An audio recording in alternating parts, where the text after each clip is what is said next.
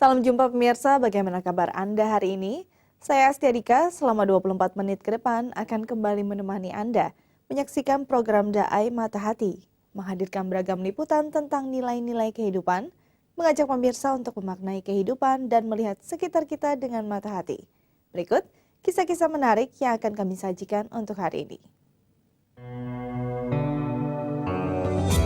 Himbauan pengelolaan sampah di DKI Jakarta.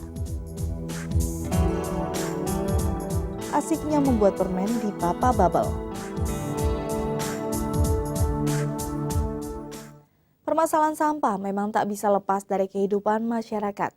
Jumlah sampah yang terus meningkat 5% di tiap tahun menjadi perhatian lebih bagi pemerintah. Ya, mengantisipasi hal ini, Dinas Kebersihan DKI mengadakan dialog pengelolaan sampah yang dihadiri beberapa perwakilan masyarakat. Seperti apa himbauan tersebut? Berikut selengkapnya.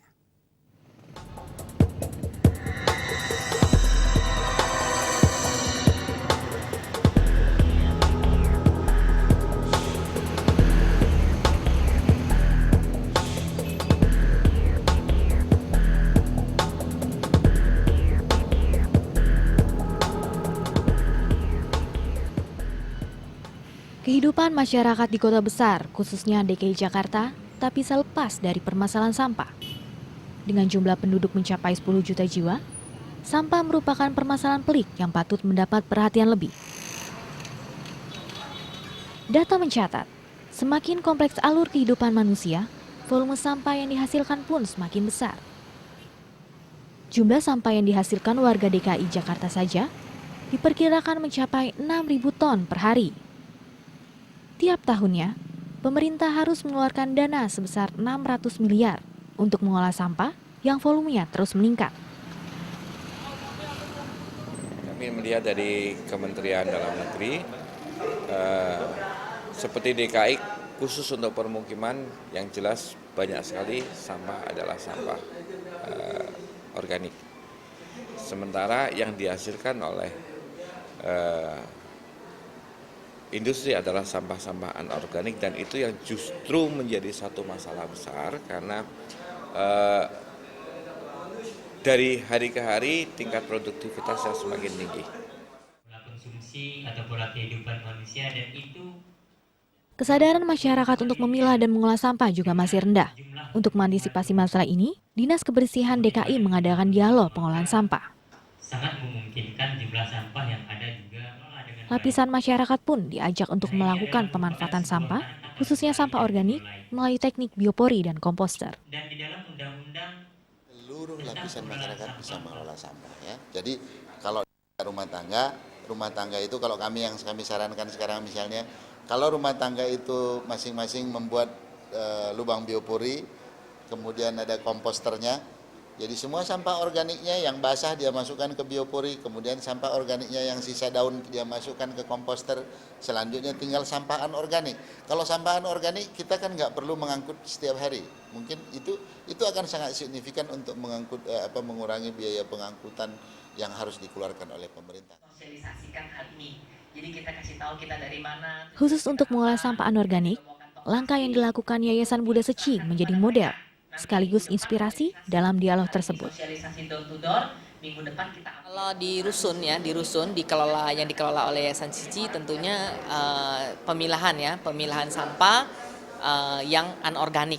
Jadi yang anorganik itu kita pisahkan ya. Tapi sebenarnya kita paling utama bukan di pemilahannya, tapi bagaimana edukasi agar masyarakat tidak menciptakan sampah. Karena tidak menciptakan sampah berkurang, dengan demikian baru bumi kita bisa bersih. Hasilnya tergantung produksinya. Nah, contoh botol Aqua dari Yayasan Seci kita jual ke satu pabrik di daerah Serang, mereka mengolah menjadi kapas sintetis. Kemudian dari kapas itu dijual lagi, ada yang bikin baju, ada yang bikin keset, macam-macam produknya ya. Tergantung barangnya. Volume sampah naik 5% di tiap tahunnya. Hal ini menjadi PR besar bagi pemerintah daerah, khususnya dalam mengolah pola pikir masyarakat terhadap sampah. Ya, kesadaran masyarakat yang minim dalam upaya pengolahan sampah adalah masalah mendasar yang disampaikan dalam dialog tersebut. tantangan terbesar adalah merubah pola pikir masyarakat yang tadinya kumpul uang ya, itu menjadi pemanfaatan kembali dengan program 3R. Itu tantangan terbesar, bagaimana merubah paradigma masyarakat, paradigma setiap orang, dan harus dimulai dari rumah tangga. Pengelolaan sampah tepat guna merupakan tanggung jawab semua pihak. Salah satunya lewat proses daur ulang sampah. Satu hal yang tak kalah penting adalah mengubah gaya hidup kita menjadi lebih ramah lingkungan.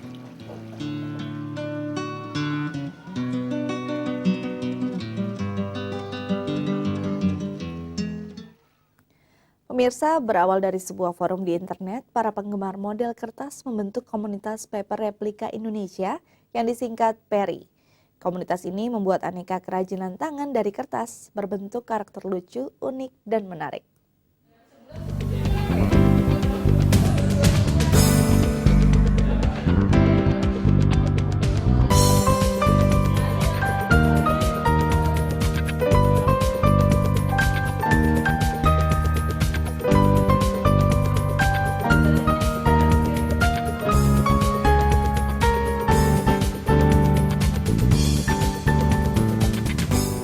Biasanya, sebuah kertas hanya digunakan untuk menulis, melukis, ataupun menggambar. Tetapi, di tangan para penggemar model kertas, sebentuk karakter unik, lucu, dan menarik bisa dihasilkan.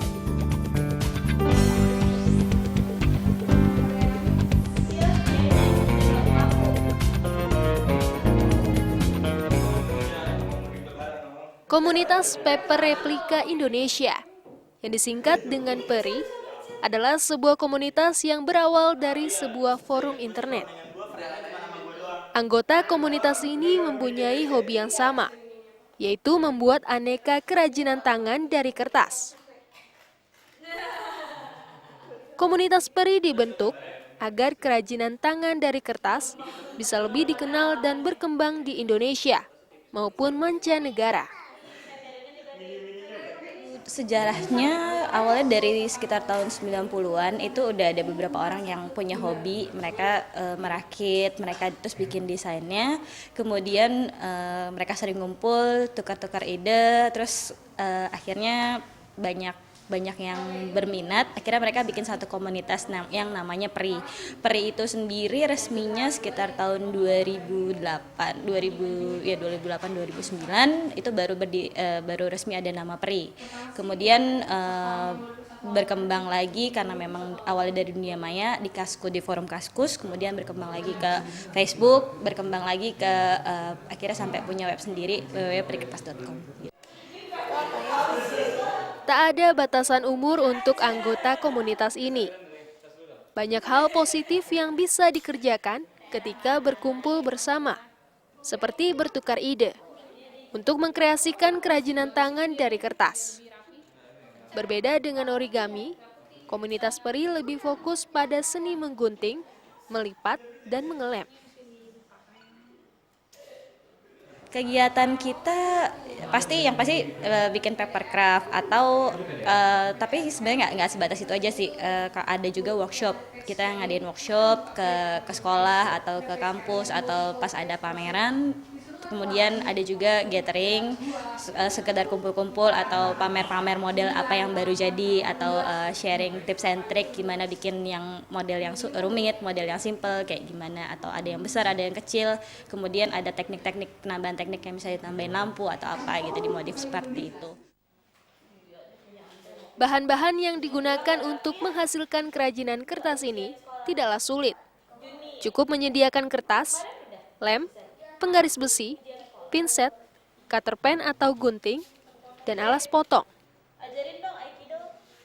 Rancangan bentuk karakter yang diinginkan juga bisa diunduh di beberapa laman internet yang tersedia.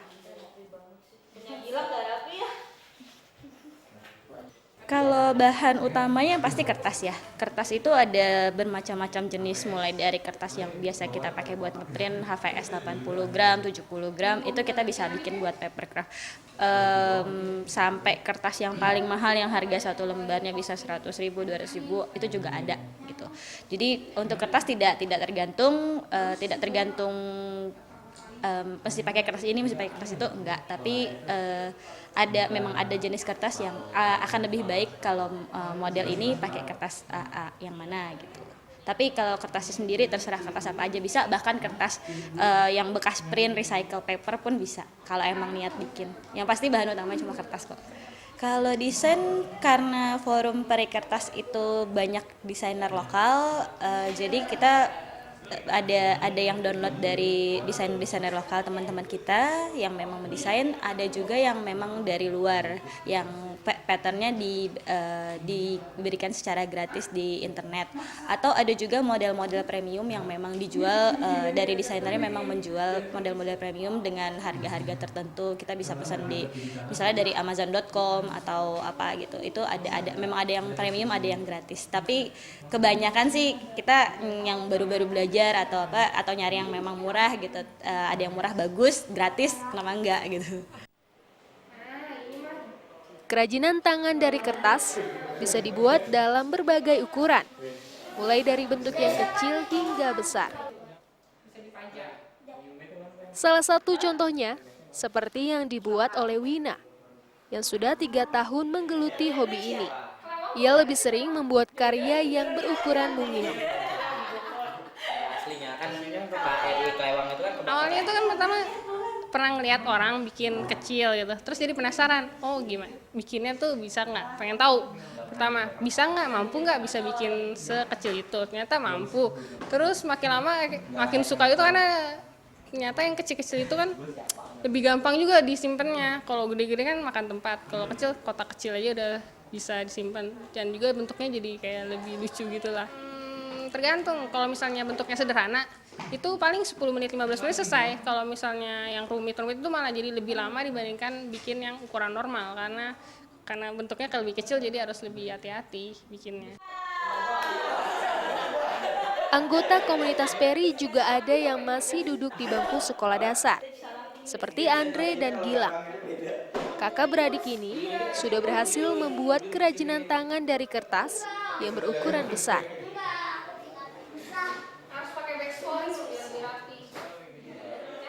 Harapannya sih akan lebih banyak orang yang tahu tentang peri, dan lebih banyak orang yang kena virus papercraft untuk bikin papercraft. Ya sebenarnya papercraft itu kan hobi yang murah gitu, murah tapi nggak murahan. Jadi kita berharap dari sekian banyak member yang ada, ya baik di forum maupun di Facebook, di internet dunia maya, bisa menyebarkan sebanyak mungkin virus. Jadi bisa banyak orang yang bikin papercraft, untuk banyak orang yang lebih kreatif lagi, bahkan mungkin menumbuhkan banyak desainer baru atau builder baru, atau mungkin ide-ide baru, mungkin papercraftnya entah mungkin berkembang seperti apa gitu.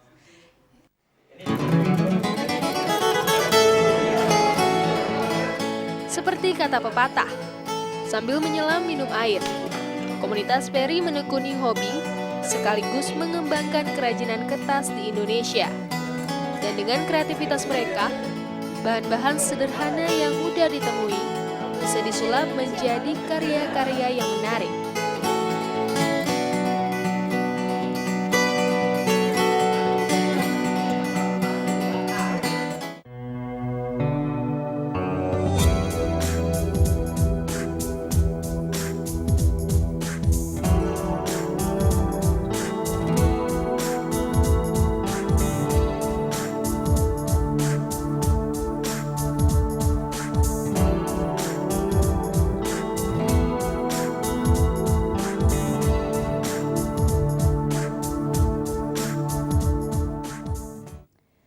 Menikmati manisnya permen sambil melihat langsung cara pembuatannya pasti jadi kegiatan yang menarik. Ya, konsep dapur terbuka di Papa Bubble tak hanya menjadi daya tarik tersendiri. Konsumen juga bisa melihat langsung kualitas bahan baku hingga proses pembuatan penganan manis ini.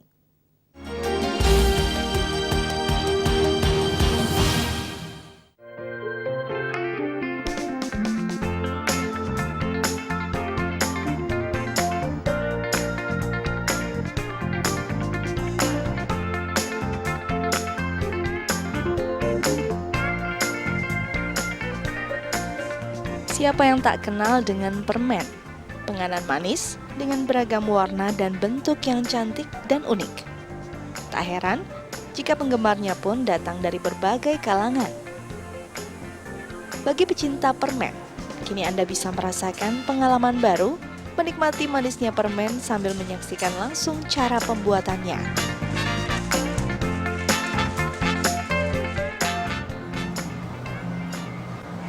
Pemirsa, penikmat permen itu tidak kenal usia, mulai dari tua, muda, sampai anak-anak. Nah, kalau selama ini Anda hanya sebagai penikmat permen, kali ini saya akan mengajak Anda untuk melihat sendiri bagaimana sih proses produksi membuat permen. Yuk, ke saya sekarang. Halo Mbak Astrid, apa kabar? Lagi ngapain nih? Saya lagi beresin permen. Oh, lagi santai nggak? Aku pengen nih diajarin cara buat permen. Iya, boleh silakan. Bener ya? Ke dapurnya Yuk. ya, yuk.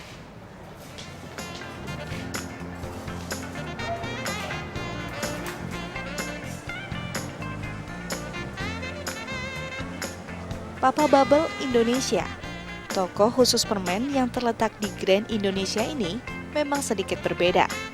Pasalnya, di toko ini pengunjung tak hanya bisa menikmati manisnya beragam permen, namun juga bisa melihat langsung cara pembuatannya.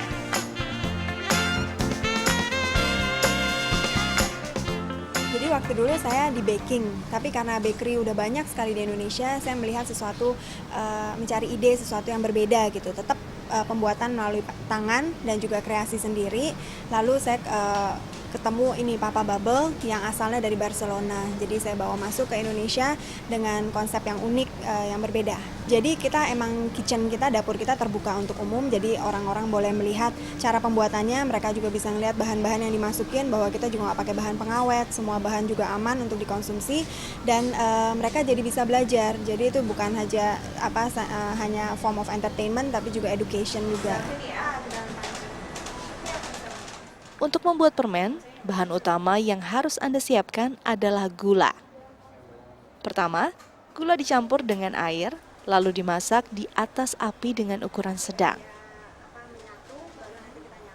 Meski Papa Bubble Indonesia merupakan adopsi dari Papa Bubble pusat di Barcelona, Astrid tetap menggunakan bahan baku lokal untuk produknya. Kalau bahan-bahan kita pakai gula, glukosa, dan air, itu adalah bahan inti.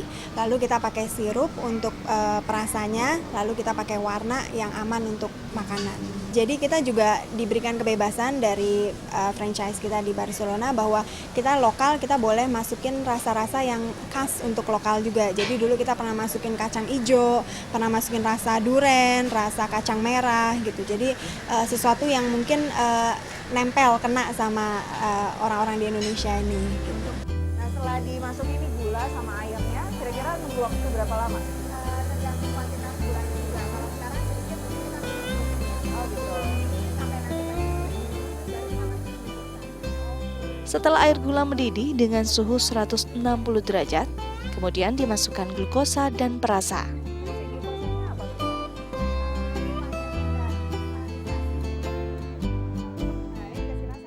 Pemilihan rasa bisa sesuai selera, mulai dari aneka rasa buah, teh, coklat, kopi, dan masih banyak lagi. Dari tuang ya. Sekarang kita tuang ya, Mbak ya. Setelah larutan gula dan glukosa tercampur sempurna, air gula yang mulai membentuk gel tersebut dituang di meja pendingin. Selanjutnya diberi pewarna makanan sesuai kebutuhan. Pewarna yang digunakan adalah pewarna makanan yang terjamin kualitas dan keamanannya. Ya.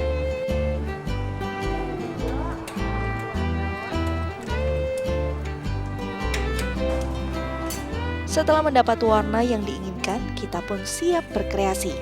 Untuk proses pembentukan dilakukan di atas meja panas. Hal ini untuk menyiasati sifat gula yang mudah mengkristal. Dari adonan gula hangat yang lentur, candy maker bisa menuangkan beragam kreativitasnya.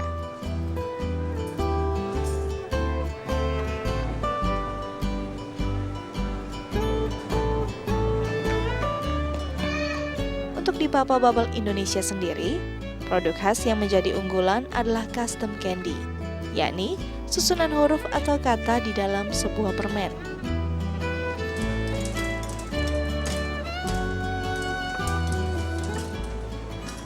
Jadi itu permen yang ada tulisan namanya gitu. Jadi kadang ada anak yang ulang tahun, mereka mau bagi-bagi ke temannya dengan permen yang ada tulisan namanya, itu benar-benar sangat personalized sekali gitu.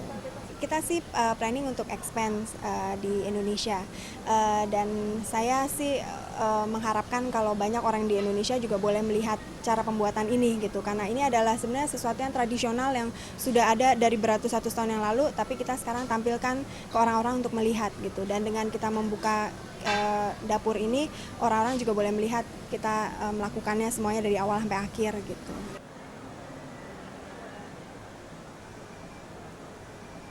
Astrid merintis usahanya sejak April 2012. Meski terbilang baru, namun toko gula-gulanya ternyata mampu menarik minat masyarakat.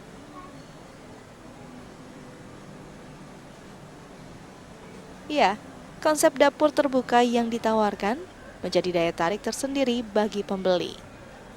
Dengan melihat langsung proses pembuatan, pengunjung bisa memastikan kualitas permen yang mereka beli. Pembuatannya sih kalau menurut saya unik, kreatif, makanya nggak ketemu lah di tempat lain yang kayak gini. Ini baru pertama kali aja ngeliat kayak gini.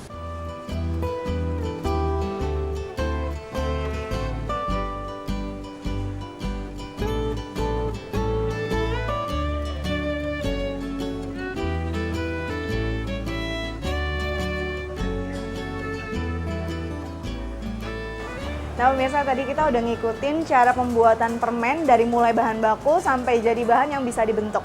Nah sekarang hasilnya jadi mawar-mawar cantik ini dan siap untuk jadi buat tangan keluarga di rumah. Makasih banyak ya Mbak Astrid. Makasih Mbak Dika. Kebawa ya. Iya, silakan.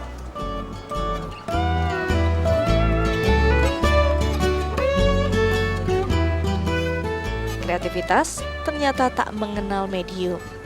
Dengan adonan gula, seorang candy maker mampu mencipta karya seni yang cantik, lezat, dan pastinya aman dikonsumsi para pembeli.